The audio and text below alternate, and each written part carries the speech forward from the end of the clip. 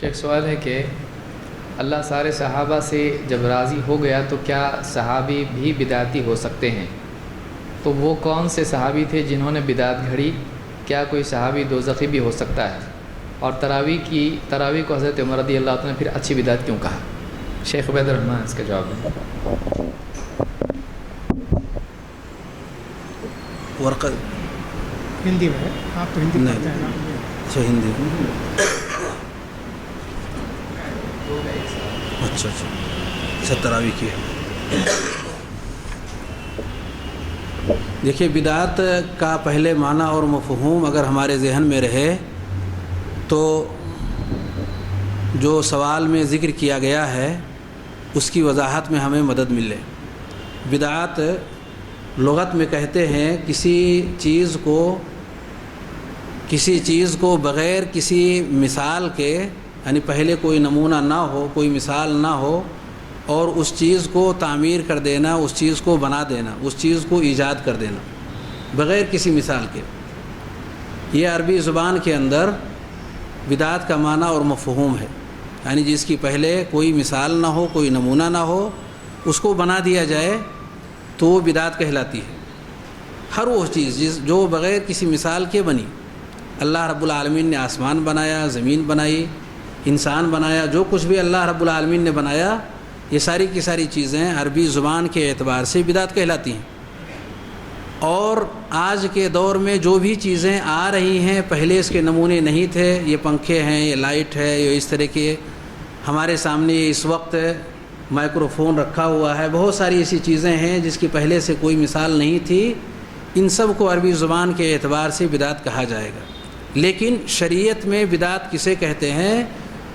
بدعت وہ ہے جس کی کوئی اصل دین میں نہ ہو، دین کے اندر کوئی اصل اور بنیاد نہ ہو، اور دین سمجھ کر کے رب کا تقرب حاصل کرنے کے لیے، نزدیکی حاصل کرنے کے لیے اسے کیا جائے، ثواب سمجھتے ہوئے اس کام کو انجام دیا جائے، وہ کام شریعت کی اصطلاح میں بدعت کہلاتا ہے۔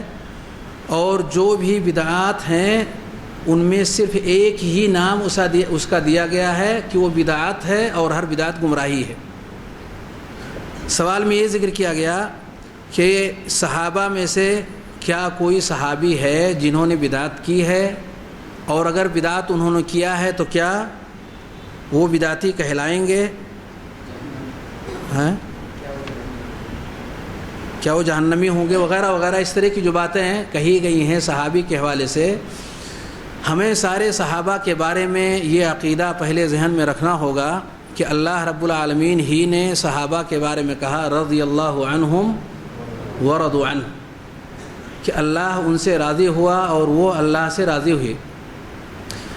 سورہ حدید میں اللہ رب العالمین نے فرمایا لا يستوی منکم من انفق من قبل الفتح وقاتل اولئک اعظم درجة من الذین انفقوا من بعد وقاتلوا وکلا وعد اللہ الحسنى۔ فتح مکہ سے پہلے جنہوں نے نیکیاں کی ہیں، طرح طرح کی نیکیاں، چاہے وہ قتال سے متعلق ہوں یا اور دیگر ابواب سے متعلق ہوں، وہ نیکیاں جو فتح مکہ سے پہلے کی گئی ہیں ان نیکیوں کے برابر وہ نیکیاں نہیں ہو سکتی جو فتح مکہ کے بعد کی گئی ہیں، دونوں درجے کے اعتبار سے برابر نہیں ہیں۔ لیکن جو لوگ بھی فتح مکہ سے پہلے یا فتح مکہ کے بعد ایمان کے راستے پر آئے اور اچھے کام کیے، اللہ رب العالمین نے ان سے اچھائی کا وعدہ کیا۔ حسنہ کی تفسیر کرتے ہوئے صحابہ نے اس کی تفسیر میں ذکر کیا کہ حسنہ سے مراد جنت، یعنی ہر ایک سے اللہ رب العالمین نے، اگر وہ صحابی ہے یعنی نبی کریم صلی اللہ علیہ وآلہ وسلم پر ان کا ایمان ہے، ایمان لائے، آپ سے ملاقات ہوئی ایمان کی حالت میں، اور ایمان ہی کی حالت میں وہ دنیا سے گئے، یعنی وہ صحابی اگر رہے پوری زندگی اور صحابیت ہی پر ان کا انتقال ہوا، ان کی موت آئی، تو وہ شخص جنتی ہے، ان کے جنتی ہونے میں کوئی شبہ نہیں۔ لیکن آیا کہ اگر ان سے کچھ ایسے کام جو شریعت سے ثابت نہیں ہیں انہوں نے کیا ہو، اسے بدعت کہا جا سکتا ہو؟ یعنی ان سے بدعت کا صدور ہوا ہو، یہ ممکن ہے؟ ممکن ہے۔ کسی بھی صحابی سے کوئی ایسا کام جس کی کوئی بنیاد نہ ہو، انہیں جانکاری نہ ہو اور اس کام کو انہوں نے کیا ہو، یہ ممکن ہے کہ انہوں نے اس کام کو کیا ہو اچھا سمجھتے ہوئے، بہتر سمجھتے ہوئے، لیکن کسی ایک کام کے کرنے یا چند کاموں کے کرنے کی وجہ سے کسی شخص کو بدعتی نہیں کہا جائے گا۔ بدعتی اس شخص کو کہا جاتا ہے جو جان بوجھ کر کے کسی کام کو کرے اور اس کے باوجود کہ اسے بتایا جائے، اسے سمجھایا جائے، اسے جانکاری ہو جائے، وہ اس پر قائم رہے۔ ایسا شخص جس پر حجت تمام ہو جائے، کلیئر ہو جائے، واضح ہو جائے، وہ اس پر قائم رہے، ایسا شخص بدعتی کہلاتا ہے۔ اور یہ کیفیت کسی بھی صحابی کے حوالے سے نہیں کہی جا سکتی، نہ ہی آئی ہے، امر واقع میں یہ چیز ہوئی ہی نہیں۔ لے دے کر کے یہ معاملہ حضرت عمر رضی اللہ تعالیٰ عنہ کے حوالے سے بیان کیا جاتا ہے کہ انہوں نے ایک کام کے حوالے سے جو انہوں نے اپنے دور میں کیا تھا، یعنی تراویح کے حوالے سے، نعمت البدعۃ ھذہ، کہ یہ کتنی اچھی بدعت ہے جو اس وقت ہم اپنی نگاہوں سے دیکھ رہے ہیں۔ حضرت عمر رضی اللہ تعالیٰ عنہ نے سارے لوگوں کو جو اکیلے میں یا چند لوگ ایک امام کے پیچھے مختلف ٹکڑیوں میں بٹ کر الگ الگ نمازیں ادا کر رہے تھے، ایک امام کے پیچھے کر کے جو منظر انہوں نے دیکھا، اس منظر کی تعریف کرتے ہوئے انہوں نے یہ بات کہی کہ کتنا بہترین اور خوبصورت منظر ہے جو ہم اپنی نگاہوں سے دیکھ رہے ہیں، نعمت البدعۃ ھذہ۔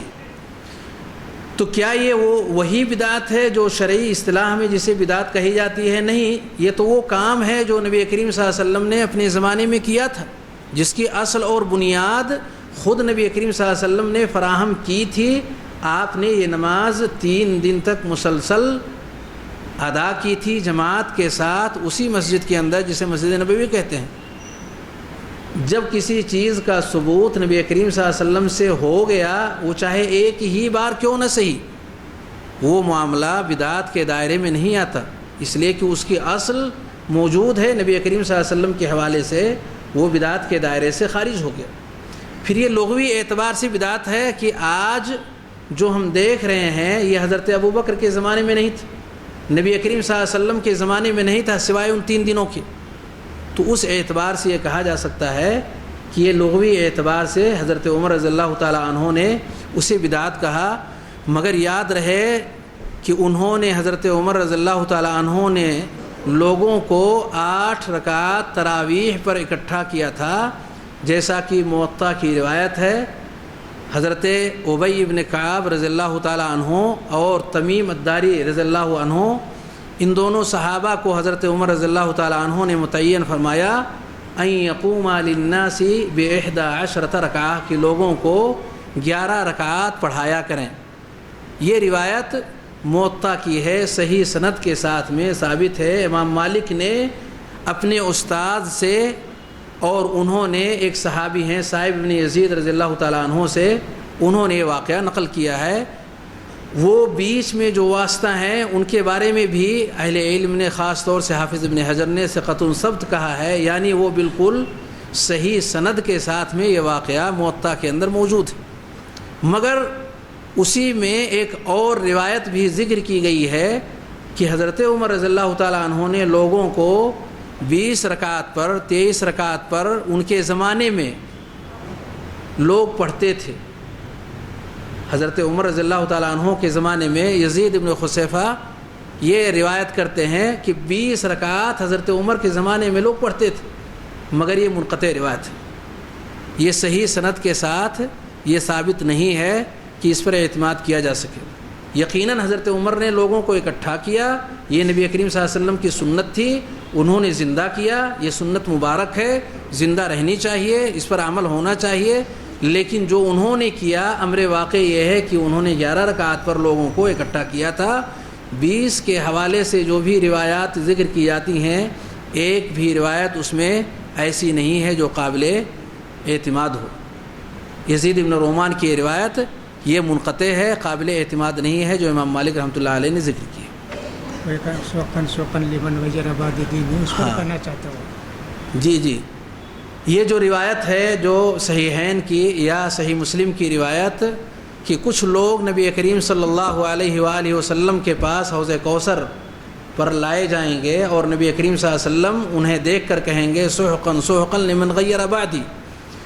جب آپ ان کے چہرے کے نشانات کو دیکھیں گے، وضو کے نشانات کو دیکھیں گے تو آپ کہیں گے امتی امتی، یہ میری امت کے لوگ ہیں۔ یا بعض روایات کے اندر ہیں اصحابی اصحابی، یہ میرے وہ ساتھی ہیں۔ تو کہا جائے گا سحقا سحقا لمن غیر بعدی، جب بتایا جائے گا کہ یہ وہ لوگ ہیں جنہوں نے آپ کے بعد چینج کر دیا تھا، یعنی اس پر قائم نہیں رہ سکے تھے، پھر آپ یہ بددعا کریں گے کہ سحقا سحقا، دوری ہے ان لوگوں کے لیے جنہوں نے میرے بعد میری شریعت کو چینج کیا۔ اب یہ کس نوعیت کی چینجنگ تھی؟ آیا وہ انہوں نے جو کام کیا نبی کریم صلی اللہ علیہ وسلم کی زندگی کے بعد، یہ وہی لوگ ہیں جنہیں ہم صحابہ کہتے ہیں اور یہ اس پر قائم رہے جو نبی کریم صلی اللہ علیہ وسلم نے تعلیمات دی تھیں؟ یقیناً نہیں، یہ آپ کے صحابہ نہیں تھے، بلکہ صحابی تو اسے کہتے ہیں جو قائم رہے نبی کریم صلی اللہ علیہ وسلم کی تعلیمات پر مرتے دم تک، مرتد نہ ہوا ہو، جو اس سے الگ نہ ہو گیا ہو دینی اسلام سے۔ یہ تو وہ لوگ ہیں جنہوں نے ما زالوا مرتدین، کہ یہ بالکل الگ رہے، دور رہے اس دین سے جو نبی کریم صلی اللہ علیہ وسلم نے لوگوں کو دیا تھا، یہ اس سے مرتد رہے، دور رہے۔ ایسے لوگوں کے لیے نبی کریم صلی اللہ علیہ وسلم نے یہ بات کہی کہ دوری ہے ان لوگوں کے لیے جنہوں نے میرے بعد اس دین کو چینج کر دیا۔ اس سے بدعتی یا وہ صحابی مراد نہیں ہے جو نبی کریم صلی اللہ علیہ وسلم پر ایمان لائے اور صحابیت پر بھی برقرار رہے اور نبی کریم صلی اللہ علیہ وسلم کے دین پر بھی قائم رہے۔ اس سے وہ بدعت مراد نہیں ہے، بلکہ اس سے ارتداد مراد ہے کہ یہ لوگ مرتد ہو گئے تھے اور نبی کریم صلی اللہ علیہ وسلم کی ان تعلیمات پر قائم نہیں رہے تھے۔